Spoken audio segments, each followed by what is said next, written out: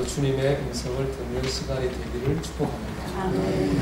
그림을 한번 볼까요? 오늘 말씀을 나누면서 여러분 그림이 보이실 겁니다. 그림은 바다에 배가 있어요. 그 배가 오지도 가지도 못하고 그냥 이렇게 뻘에 박힌 채 이렇게 쓰러져 있어요. 그 이유는 지금 바다의 물때가 썰물때이기 때문에 그렇습니다. 물이 없어요. 물이 없으니까 배가 물 위로 뜨지 못하고 그냥 저렇게 쓰러져 있는 거죠. 그래서 그런지 그림의 분위기가 좀 이렇게 비관적이고 절망적인 그런 느낌을 주고 있습니다. 그런데 이 그림에는 사연이 있습니다. 데일 카네기라고 하는 교수기도 하고 유명한 강사이기도 하신 분이 어느 성공한 사업가의 사무실을 방문하게 됐습니다. 그 사무실에 갔더니 제일 잘 보이는 곳에 이 그림이 딱 걸려 있더라는 거예요. 그래서 그 사연을 물었더니 그 사업가가 이렇게 얘기했습니다. 제게 무척 가난하고 어려운 세일즈맨 시기가 있었습니다. 세상이 다 나를 외면한 것 같고 무척이나 외롭고 힘든 때였는데 어느 고객의 집을 방문했는데 사무실을 방문했는데 이 그림이 있더라는 거예요. 그래서 밑에 이런 글귀가 써져 있었습니다. 반드시 밀물 때가 온다. 그거를 딱 읽는데 자기 마음이 뜨거워지더라는 거예요. 그렇구나. 내 인생에도 밀물 때가 분명히 오겠구나. 그런 생각이 들더라고요. 그러면서 그 사업가에게 저 그림을 제게 주시면 안 되겠습니까? 이렇게 부탁을 했대요. 시간이 지나서 그 그림을 줬대요. 그 그림을 제일 잘 보이는데 걸어놓고 늘 용기 얻었대요. 그래, 지금 어렵지만은 분명히 내 인생의 밀물의 때가 올 거야. 그 그림을 보면서 어려움을 이기고 견디었더니 오늘의 자신이 됐다는 것입니다. 여러분 그렇습니다. 썰물에 때가 있으면 분명히 밀물에 때가 있습니다. 아멘. 성공한 사람은 그 때를 기다릴 줄 아는 사람이겠죠. 또 때를 분별할 줄 아는 사람이고 그 때를 잡을 줄 아는 사람일 것입니다. 여러분 이것은 단지 세상적인 성공학 이론만은 아닙니다. 신앙의 세계에서도요 때가 있기 때문에 그렇습니다. 그 때를 알고 때를 잡는 사람이 신앙의 세계에서도 승리할 수 있는 거예요. 여기 보면은 두 개의 단어가 나옵니다. 히스토리라고 하는 단어와 히즈스토리라고 하는 말입니다.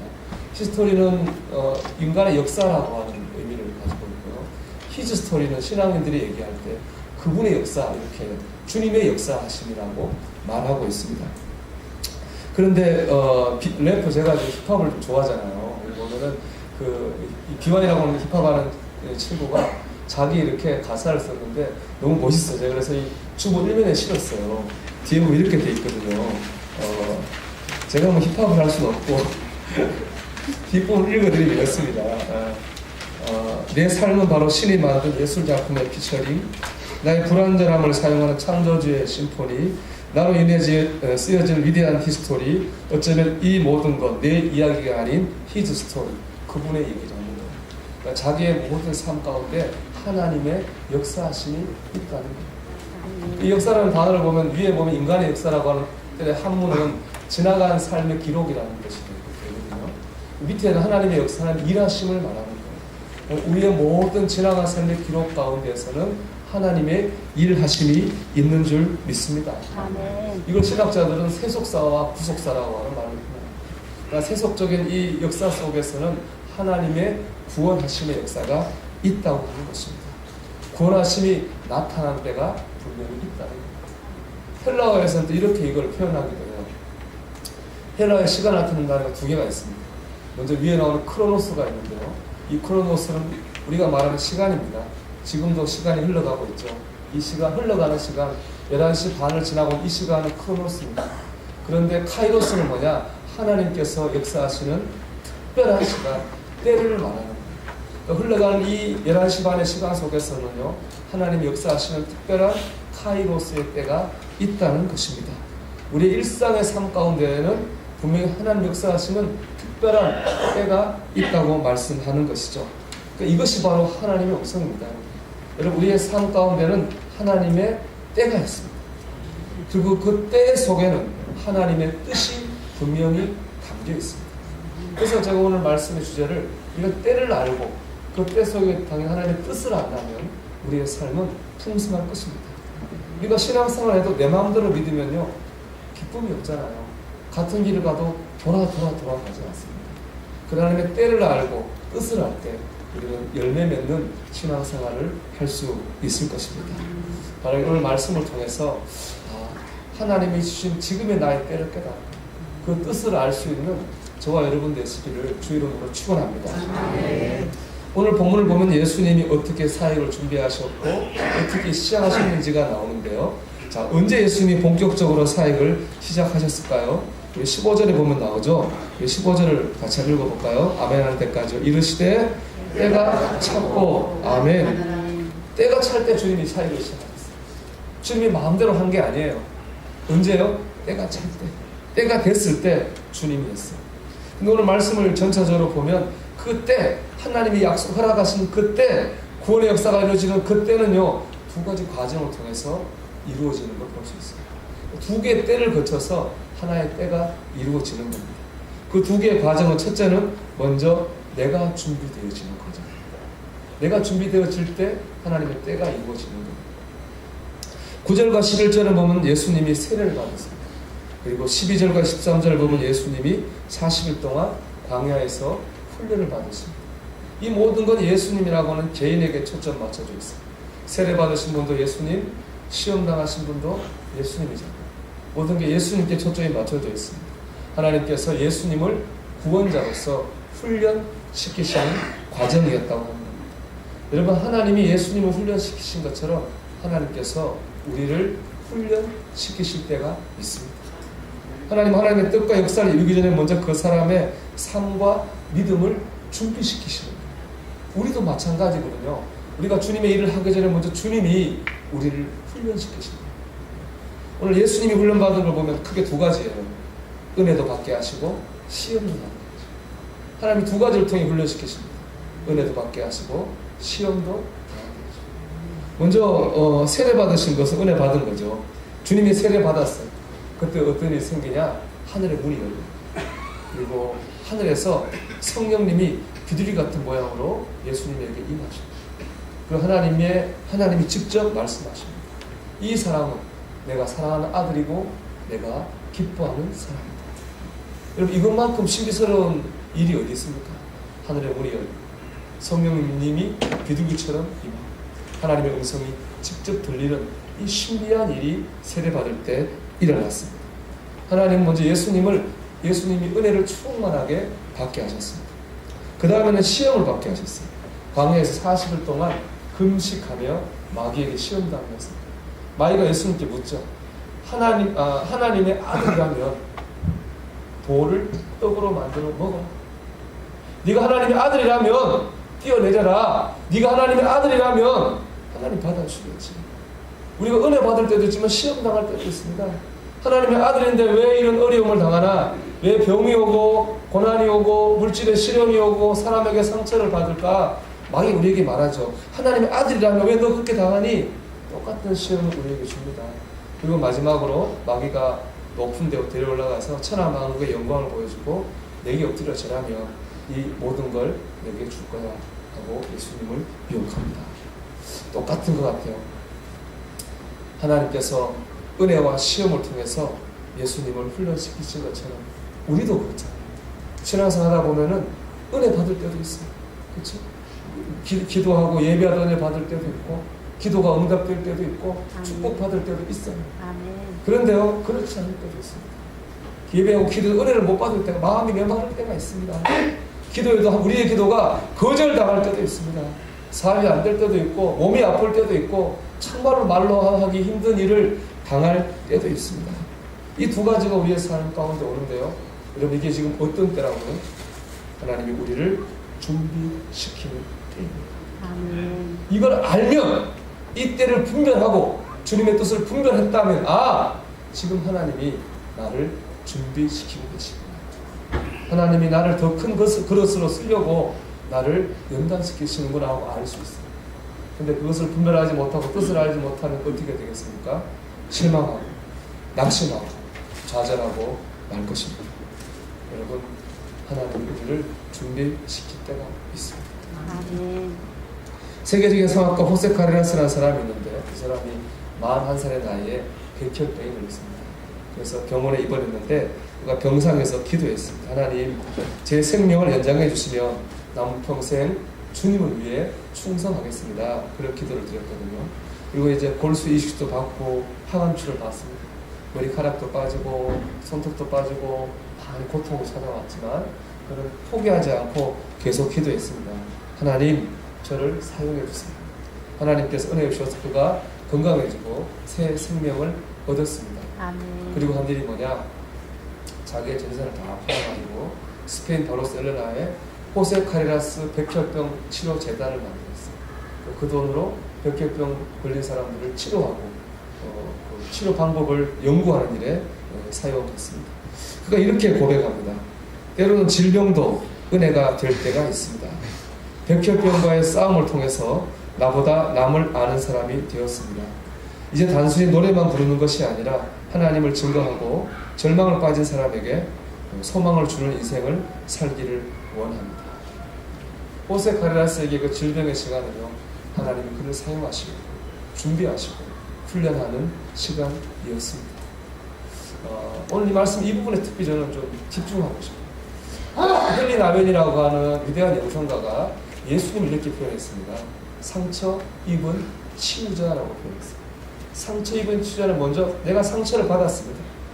큰 상처를 받았는데 상처 받은 걸로 끝나지 않고 내가 상처를 받다 보니까 다른 사람이 상처 받았을 때 어땠는지 그 아픔을 이해하게 되었습니다. 이해하는데 끝나지 않고 그 사람을 위로하고 격려하면서 그 사람을 치유하는 데까지 이르게 됐습니다. 바로 그 사람이 상처 입은 치유자이거든요. 예수님이야말로 그러면 정말로 상처 입은 치유자이십니다. 주님의 십자가에서 조롱을 당하시고 배신을 당하시고 고통을 당하시고 고난을 당하셨잖아요. 그 결과 어떻게 됐습니까? 지금 우리가 겪는 고난, 지금 우리가 겪는 아픔을, 지금 우리가 겪는 어려움을 주님이 아시잖아요. 그래서 우리를 위로하시고 우리를 치유하십니다. 그게 바로 이 십자가가 우리 기독교의 상징의 이유입니다. 여러분, 십자가는 사람을 죽이는 형틀이었잖아요. 어떻게 보면 저주와 수치와 죄의 상징입니다. 왜 십자가를 걸어놓겠습니까? 주님이 이 모든 과정을 겪으셨기 때문에 우리의 수치를 아시고 우리가 받은 저주를 아시고 우리와 죄와 허물을 아시기 때문에 우리가 십자가 앞에 나오면 위로를 받고 힘을 얻고 소망을 얻게 되는 것입니다. 그래서 예수님이 상처 입은 치유자이신 것이죠. 성경이 이렇게 말해요. 그가 채찍에 맞음으로 너희는 나음을 얻었느니라. 그리고 주님이 상처 입은 치유자이십니다. 그래서 헬리나는 나아가서 우리도 예수 믿는 우리도 상처 입은 치유자가 되어야 된다 이렇게 말하고 있습니다. 여러분, 어떤 상처를 겪으셨습니까? 어떤 고통을 당하시고 어떤 아픔이 있습니까? 여러분, 그것이 하나님께서 우리를 상처 입은 치유자로 훈련시키시는 과정인 줄 믿습니다. 아멘. 우리를 세우시는 때인 줄 믿습니다. 아멘. 지금은 그 때이고 이것을 믿을 때에 하나님의 사람으로 세워질 수 있습니다. 아멘. 하나님이 이렇게 우리를 준비시키는 때를 통해서 하나님 일을 하시는 거죠. 아멘. 두 번째, 환경이 준비되어지는 때도 있습니다. 자, 오늘 14절 말씀 한번 같이 읽어볼까요? 같이 읽어봅시다. 요한이 잡힌 후 예수께서 갈릴리에 오셔서 하나님의 복음을 전파하여. 아멘. 예수님이 언제부터 본격적 사역을 시작하셨느냐? 요한이 잡힌 후에 하셨습니다. 예수님이 본인이 준비 다 됐습니다. 세례도 받으시고 시험을 통해서 당시에는 준비가 다 됐지만 예수님은 그때 하지 않으시고 이 세례 요한이 잡히신 다음에 했어요. 때를 가해서 아무리 여러분 내가 다 준비됐다 해도 때를 맞춰야 됩니다. 아멘. 세례 요한의 때는 예수님이 오는 걸 준비하는 때거든요. 세례 요한이 잡혔다고 하는 그 사인은 뭐예요? 이미 이제 예수님이 본격적으로 사역을 시작할 때가 됐다는 말과 같습니다. 아멘. 요즘 모든 일에는 때가 있습니다. 아멘. 사업을 하는 것도, 투자를 하는 것도, 인생을 경영하는 것에도 다 때가 있습니다. 아멘. 이 때를 알아야 되는데 이 말씀이 주는 교훈은 뭐냐? 하나님이 그 때를 우리에게 알게 하시는데 어떤 방법으로 알게 하시느냐? 환경의 변화를 통해서 알게 하십니다. 사람을 통해 알게 하시는 거죠.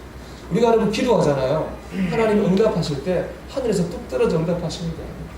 하나님은 사람이나 환경을 통해서 우리에게 응답하십니다. 아멘. 그런 얘기 있잖아요. 어떤 사람이 홍수를 만나서 물에 막 떠내려가요. 기도했어요. 하나님 살려주세요. 가다 보니까 어떤 사람이 밧줄을 던져요. 잡고 올라오라. 이 사람이 밧줄을 걷어버려요. 하나님 도와줄 건데 나 사람의 도움 받지 않을까. 또 막 떠내려가요. 이번에 누가 튜브를 던져요. 튜브도 거절해요. 하나님 도와줄 건데. 마지막 어떤 사람이 막대기를 내밀어요. 잡고 올라오라. 막대기도 거부해요. 하나님 도와줄 건데. 그러다 죽었어요. 그래서 천국에 가서 하나님께 물었습니다. 왜 그때 내 기도 안 들으셨어요? 하나님 말씀하셨죠. 내가 3번이나 그랬는데 너가 거절하지 않아. 하나님은요, 사람을 통해서나 환경을 통해서 우리에게 말씀하셔요. 아멘. 응답하세요. 아멘. 그러니까 우리가 믿음의 눈을 들고 환경의 변화를 봐야 됩니다. 기도했다면, 하나님을 의지했다면 믿음의 눈을 들고 사람이나 환경의 변화를 주시해야 됩니다. 아멘. 그럴 때 하나님의 때를 깨달을 수 있는 것입니다. 아멘. 여러분 주변을 믿음의 눈으로 잘 주시하시기를 주의 이름으로 축원합니다. 아멘. 마지막으로 중요한 게 있습니다. 자, 내가 지금 준비되는 때인지, 환경으로 준비되는 때인지, 중요한 건 어떻게 해요? 내가 그거를 알아야 될까? 아멘. 내가 알아야 될까? 되지 않겠어? 아멘. 맞아. 내가 준비되는 때가 있대. 환경으로 준비되는 때가 있대. 그걸 아는 것만 하면 안 돼요. 정말로 내가 지금 준비되는 때구나. 환경이 지금 변화되는 때구나 하는 걸 내가 분별할 수 있어야 되는 거예요. 그래야 순종하지 않겠습니까? 그러면 어떻게 분별할 수 있을까요? 어떻게 알 수 있을까요? 어떻게 지금 어떤 때인지 내가 깨달을 수 있을까요? 저는 이 말씀이 답이라고 생각합니다. 예레미야 33장 3절에 말씀하죠. 너는 내게 부르시라. 내가 내게 응답하고 내가 알지 못하는 크고 비밀한 일을 내게 알리리라. 우리가 기도할 때 주님이 주의 뜻을 보이기도 하시고 알리기도 하십니다. 아멘. 뭐 할 때요? 기도할 때. 아멘. 실제로 일어난 일을 하나 소개할까요? 교장 선생님이 장로님이고 아주 기도를 많이 하시는 분입니다. 관사가 그 학교 안에 있어요. 기도를 이제 많이 하고 나오시는데 괜히 그날따라 마음이 불안하더래요. 그래서 학교를 돌아보시고 싶으시더래요. 그래서 학교를 쭉 돌아오다 보니까 하나 교실에서 천장에서 합선에 불이 난 거예요. 그래서 초기에서 껐어요. 10분만 늦었으면 그 불이 퍼져가지고 그 학교를 다 불태웁니다. 이 얘기를 하신 분은 그때 교사였다가 목사님 되신 분인데 그 교장선생님 교사에 그러더래요. 선생님, 유 선생, 내가 그날 불 끌어간 거 그거 내 생각으로 한 게 아니야. 성령께서 나를 인도하신 거야. 아멘. 그렇게 고백하셨어요. 저는 이거 굉장히 공감합니다. 저도 이런 경험이 여러 번 있기 때문에 그렇습니다. 괜히 기도하다 마음이 좀 이상해요. 거기 가보고 그 사람에게 전화하고 하다 보면 꼭 거기에 뭔가 있어요. 뜻이 있고 역사가 있고 내가 거기 간 이유가 있는 거죠. 안 갔으면 큰일 날 뻔한 뜻이 있어요. 여러분 기도해야 됩니다. 기도해야지 때를 분별할 수도 있고 뜻을 알 수도 있어요. 그래서 성경은 기도를 뭐라고 했습니까? 깨어있는 거라고 그랬잖아요. 깨어서 기도하라고 그랬잖아요. 여러분 깨어 있어야지 때를 분별할 수도 있고 뜻을 깨달을 수도 있습니다. 여러분 기도하셔야 됩니다. 여러분 가정을 위해 기도하셔야 됩니다. 여러분 사업장을 위해 기도하셔야 됩니다. 여러분 직장을 위해 기도하셔야 됩니다. 여러분 자녀를 위해 기도하셔야 됩니다. 여러분 주님의 몸된 교회를 위해 기도하셔야 됩니다. 기도하는 그 사람을 성경은 파수꾼이라고 합니다. 깨어서 지키는 사람이죠. 깨어 지키는 사람이 있어야지 알지 않겠습니까? 우리가 기도할 때에 때를 분별할 수도 뜻을 깨달을 수도 있습니다. 모든 일에는 때가 있습니다. 그 때 속에는 주님의 뜻이 있습니다. 우리가 기도로 깨어 있습니다. 때를 분별할 수도 있고 뜻을 깨달을 수도 있습니다. 여러분 기도하십시오. 여러분 기도하셔야 됩니다. 여러분 기도하셔야 됩니다. 그 가운데 때를 분별하고 뜻을 알아서 우리 신앙생활하는데 빙글빙글 돌아가는 사람이 참 많습니다. 때를 알지 못해 그렇잖아요. 분별하지 못해 그렇잖아요. 여러분 기도하는 가운데 돌아가는 게 아니라 하나님 인도하심에 따라 열매를 맺는 삶을 사시기를 주의 이름으로 축원합니다. 우리 함께 찬송 드리겠습니다. 찬송